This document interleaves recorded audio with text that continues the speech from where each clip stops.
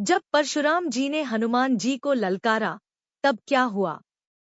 त्रेतायुग का समय था। धरती पर धर्म और अधर्म का संघर्ष चल रहा था।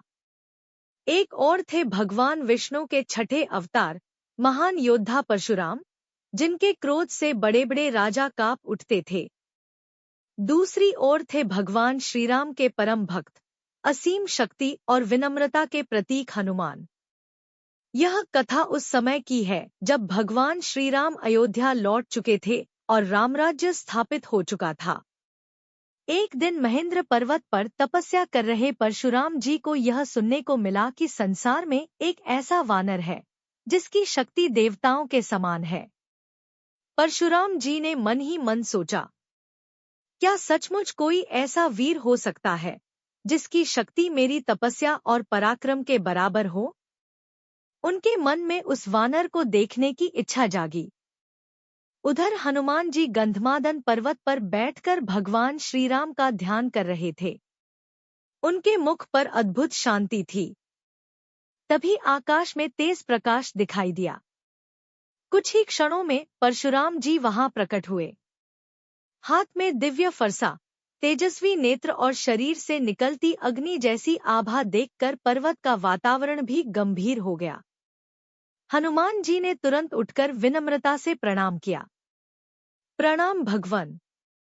लेकिन परशुराम जी के चेहरे पर कठोरता थी।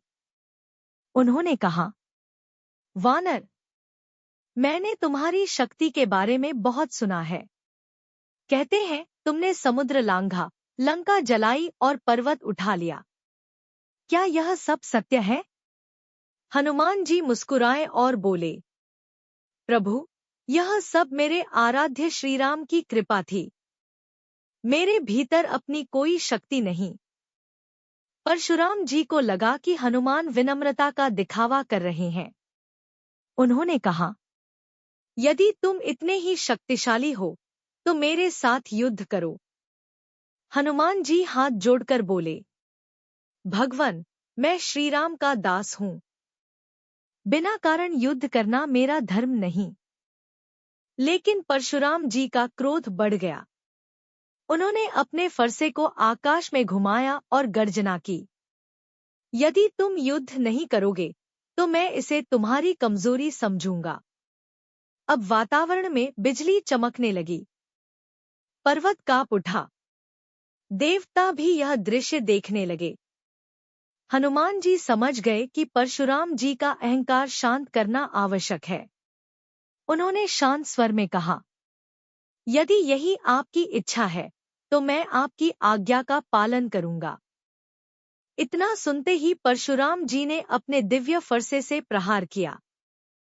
फरसा बिजली की गति से हनुमान जी की ओर बढ़ा।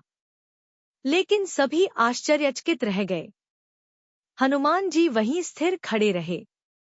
फरसा उनके शरीर को छूते ही शांत होकर नीचे गिर पड़ा, जैसे उसकी शक्ति समाप्त हो गई हो।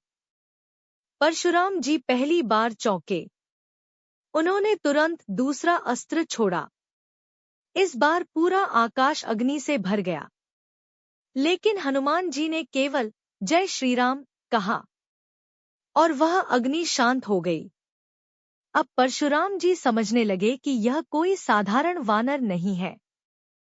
फिर भी उन्होंने अपना अंतिम और सबसे शक्तिशाली अस्त्र उठाया।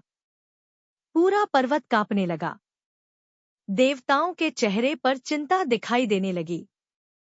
हनुमान जी ने अपनी आंखें बंद की और श्रीराम का स्मरण किया। अचानक उनका रूप विशाल होने लगा। कुछ ही क्षणों में हनुमान जी का विराट स्वरूप आकाश को छूने लगा। उनकी गर्जना से दिशाएं कांप उठीं। पर्वत हिलने लगे। देवता जय श्रीराम का उद्घोष करने लगे। परशुराम जी ने उस विराट रूप में स्वयं भगवान रुद्र का अंश देखा। उन्हें अनुभव हुआ कि हनुमान केवल वानर नहीं, बल्कि स्वयं महादेव के अवतार हैं। उनका क्रोध शांत हो गया। उन्होंने तुरंत अपना फरसा नीचे रख दिया और हनुमान जी के चरणों में झुक गए। परशुराम जी बोले, हनुमान, आज मुझे समझ आया कि सच्ची शक्ति विनम्रता में होती है। तुमने अपनी शक्ति का कभी घमंड नहीं किया। हनुमान जी ने तुरंत उन्हें उठाया और बोले, भगवन, मैं तो केवल श्रीराम का सेवक हूँ। जो कुछ भी है, सब प्रभु की कृपा है। तभी आकाश से दिव्य पुष्पों की वर्षा होने लगी। देवताओं ने दोनों महापुरुषों का सम्मान किया। उस दिन परशुराम जी ने जाना कि केवल अस्त्रों की शक्ति महान नहीं होती। सबसे बड़ी शक्ति होती है भक्ति, विनम्रता और प्रभु के प्रति समर्पण। और हनुमान जी ने एक बार फिर सिद्ध कर दिया कि जो व्यक्ति सच्चे मन से भगवान का नाम लेता है, उसके सामने संसार की सबसे बड़ी शक्ति भी झुक जाती है। कहानी से सीख। अहंकार चाहे कितना भी बड़ा क्यों न हो, सच्ची भक्ति और विनम्रता के सामने अंततः झुक ही जाता है। जय श्री राम।